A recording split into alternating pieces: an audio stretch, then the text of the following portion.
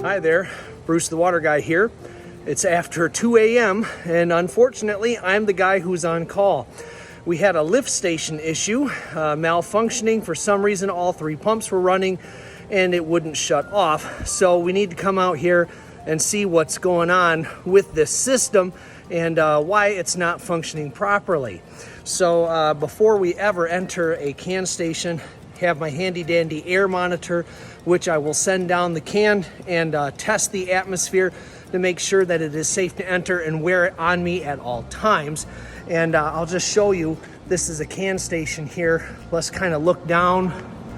You can see that this is a really deep, 30-foot deep can station. So I'll have to put these things down, go troubleshoot it, see what we find. So it turned out that the pumps were just on air. It appeared that maybe we're having a complication from the earlier flood with the wet well bubbler system giving us a false high reading. And I had one of the operators on shift come out here and try to clear that bubbler system, which is the air compressors above me and the little control panel there, purge that, blow any of the water out of the line. But that wasn't actually the case. We really did have a high wet well level. Turned out all 3 pumps were on air. So I had to open a little bleeder valve on this pump behind me and bleed that air out so that it would get suction with the water. And then I was able to turn them back on, prime the pump, and get it pumping. These are controlled by a Murphy switch, the red box behind me there. We'll take a closer look at how that works. So there's a needle in the middle of this indicator there, and that is where the wet well level should be.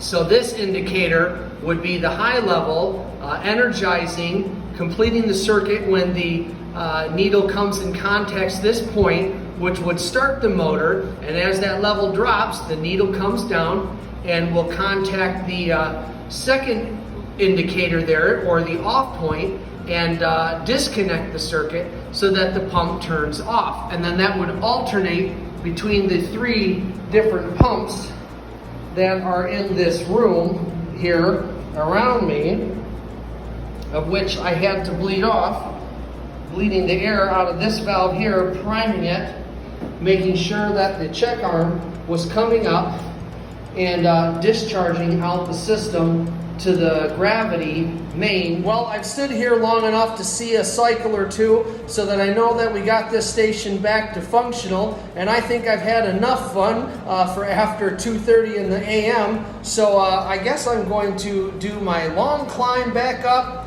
and head home and get some sleep. This is Bruce the Water Guy. Have a nice day.